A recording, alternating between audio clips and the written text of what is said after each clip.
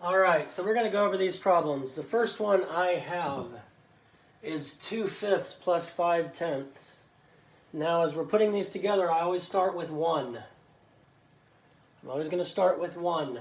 That way I know my answer is less than 1. So that helps me narrow down my possibilities, lessens the chances of me making a mistake. Now I need to find, well really all I need to find is what would fit below all of these. That would fit evenly above all of those. Okay? So now I can do some guessing and checking if I want. Oh, let's see, 1/2 isn't going to fit. Although 1/2 fits between 2/5 and 1/10. Can we fit 1/6 below them? And we can try and see if we can get 1/6 below all of them. And that's not going to work. So I can keep guessing and checking and putting these pieces underneath of them. Or what I can do is I can find my common denominator. So I make sure you have everyone's attention up here. I can take my common denominator. My denominators are 10 and 5. And I can list out the multiples of my denominator. Now if I have the multiplication chart, I can look at that. And I go through and I list the multiples of my denominator. And I have 10, 20, 30. I have 5, 10, 15. 10 is my common denominator. Which means I can change both of these so they have a denominator of 10, because you cannot add and subtract fractions unless they have the same denominator. You cannot add and subtract fractions unless they have the same denominator. You cannot add and subtract fractions unless they have the same denominator. Now, I've got to figure out how many tenths are in 2/5. I'm going to show you the mathematical way, and then we'll look at it with the pieces to verify it. So, what am I going to... I'm going to have to multiply, because I'm going from 5 to 10. So I'm going to have to multiply. What do I multiply by 5 to get 10? Anybody? Just yell it out. 2, thank you. If I multiply my denominator by 2, I must also multiply my numerator by 2. Why do I have to do that? Because I am multiplying by a fraction that equals 1. The fraction 2 over 2 equals 1. If you multiply something by 1, you are not changing the value. If you multiply something by 1, you are not changing the value. Okay? So now I know 5 times 2 is 10. And 2 times 2 is 4. Now this one's already over 10. So now I have 4/10 and 5/10. But let's go back and see, does 2/5 equal 4/10? Well, 1/5 is 2/10, and 2/5 is 4/10. So yes, 2/5 is the same as 4/10. 2/5 is the same as 4/10. And this is similar to what we're doing yesterday. I'm just taking it from the fraction bars to the actual math. But we can verify it with the fraction bars, because we changed 2/5 into 4/10, and then we checked it by checking out that 2/5 was equal to 4/10. So for a while we may be using the fraction bars until we get it really well in our head. Now what is 4/10 plus 5/10? Good, 9/10. And if we counted this here, we would have 1, 2, 3, 4, 5, 6, 7, 8, 9/10. So that would match up perfectly. That would match up perfectly. Amara, what was the next problem we did? We didn't have that one that you did. Oh, okay. Well, give me one that we do have. We had 1/6 plus 1/3. Good. 1/6 plus 1/3. All right, so we have 1/6 plus 1/3, and we should all have this one done. 1/6 plus 1/3. We should all have done.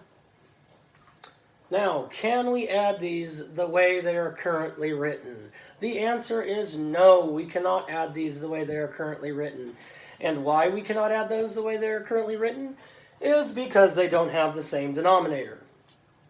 You cannot add fractions unless they have the same denominator. You cannot. Don't ever try it. You hear me, John? You cannot add fractions unless they have the same denominator. So now I can find pieces that will fit below 1/6 and 1/3 evenly. And since I know 1/6 fits below 1/6, let's see if we can do 6s below the third. And it looks like, if I do my math right, I should get an answer of 3/6. Anybody get a different answer than 3/6 when they did this? Oh, Elizabeth did. What'd you get, Elizabeth? I got 1/2 because you told us to simplify. Oh, because she's brilliant. 1/2 also works. Okay? So, I would want it simplified. As we're just beginning it, I would take 3/6. But yes, I would want it simplified. But let's look at the mathematical way of doing it. Now that we know the answer is 1/2, if we look at it mathematically, we're going to take our two denominators, which are 6 and 3, and we're going to look at their multiplication chart, or we're going to list the multiples of 6 and 3 until we find the first one that's in both rows. So 6, 12, 18, 3, 6, 9. 6 is the first one that's in both rows. So now I need to change both of these so they have a denominator of 6. But I cannot change the value. 1/6 is already 1/6. Then I have to ask myself, what do I multiply by 3 to get 6? And myself says 2. Thank you. And as long as I multiply one part of my fraction by 2, I must multiply the other part of my fraction by 2, because I'm multiplying something by 1. If I'm multiplying 1/3 by 1, I'm not changing the value. It still has the same value. 1/3 times 2 over 2 equals 2/6. I proved that right here. 1/3 is equal to 2/6. That's the proof I have right here to show that I did that. Now they have the same denominator, John. And since they have the same denominator, John, I can now add these together. 1/6 plus 2/6 is 3/6. So are you saying that when we find the common denominator, we have to also find the common numerator? We're not finding the common numerator. We're finding a fraction. See, like we took 1/3. We can't just change 1/3 to 1/6 because those are not even. Those aren't equal. I need to figure out 1/3 equals how many sixths. And since 1/3 equals 2/6. But if it's a more difficult problem, let's say I have 3/8, and let's take plus 1/16. Okay? First of all, I don't have 16ths here, so it's going to be hard to compare them. But if I made my multiplication chart, or my multiples of 8 and 16,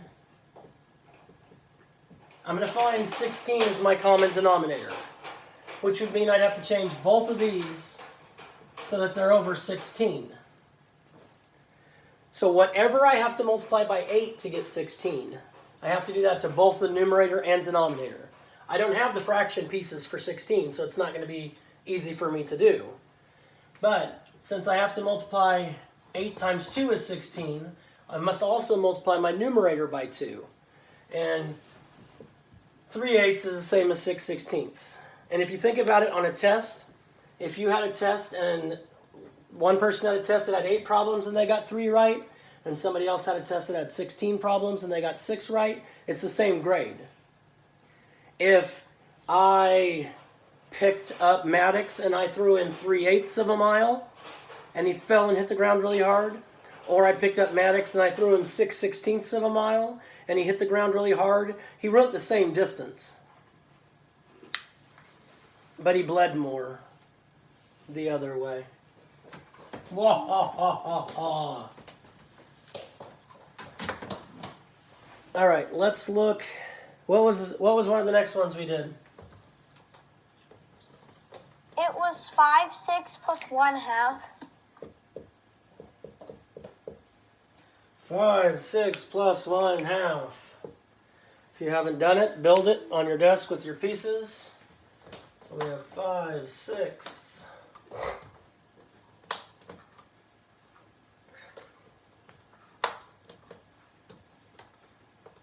Uh-oh, we're going to be more than one, aren't we? We are going to get a mixed number. 5/6 plus 1/2. So I can tell you right now my answer is going to be 1 and something else. 1 and something else.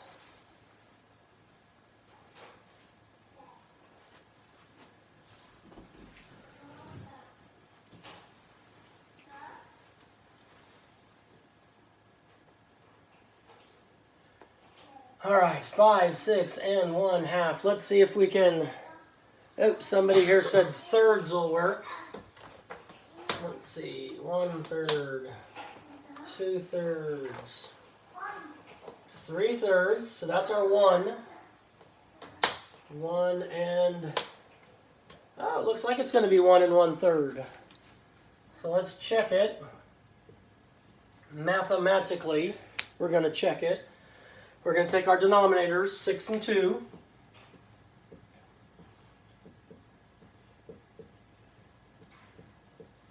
And it looks like 6 is my common denominator. I'm going to change these so that they're both over 6.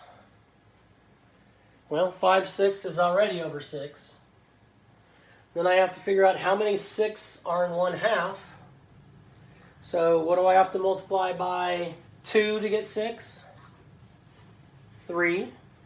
If I multiply my denominator by 3, I must also multiply my numerator by 3, because 3 over 3 is 1. And if I'm multiplying something by 1, I'm not changing the value. I'm just changing what it looks like. I'm not changing the value, I'm changing what it looks like. So 2 times 3 is 6, 1 times 3 is... 1 times 3 is... 1 times 3 is... 3. 3. Good. So now I have 5/6 plus 3/6 is 8/6, which 8/6 simplifies down to 1 and 1/3. And we haven't really gone on to changing between mixed numbers and improper fractions yet. We might look at that after Coker here, but we haven't done that yet. So just relax a bit, people. Don't be pushing me like crazy like that.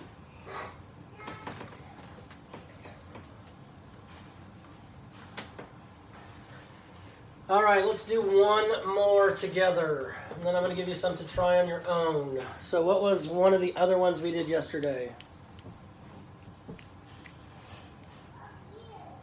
1/2 plus 3/10. 1/2 plus 3/10. All right, we have 1/2. We have 3/10. Oh. 1/2 My answer is going to be less than 1. Okay, so now I need to figure out what fits below 1/2 and 3/10. So let's try thirds and see if that works. Well, thirds isn't going to work. Let's try fifths.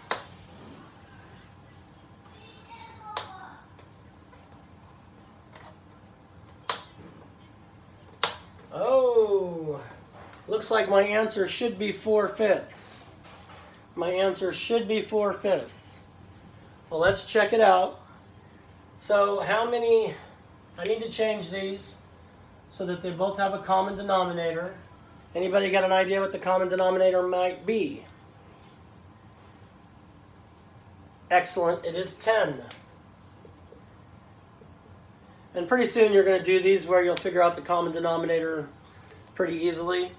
And I can check that because I can do my multiplication chart.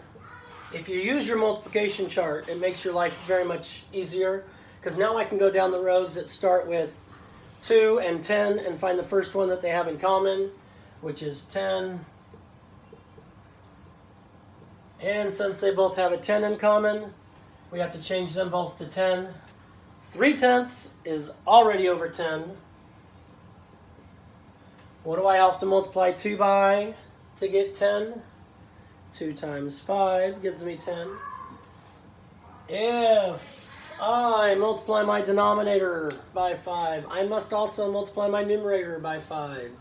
And 1 times 5 is 5. So 5/10 plus 3/10 is 8/10. But Mr. McMurdo, you told me my answer should be 4/5. Why is it not 4/5? Because it needs to be simplified. Mr. McMurdo, I forgot. How do we simplify fractions? Well, let's look. I'm going to list my factors of 8, my factors of 10. So 1 times 8, 2 times 4, 1 times 10, 2 times 5. The biggest number they have in common is a 2. I divide both my numerator and denominator by that greatest common factor. 8 divided by 2 is 4. 10 divided by 2 is 5. That, my friends, is where the 4/5 comes from. Questions, and I'm going to give you a few to practice on your own between now and the cur of Co. All right, boom shakalaka, peace out, God bless, love you, do something kind today, save the bees.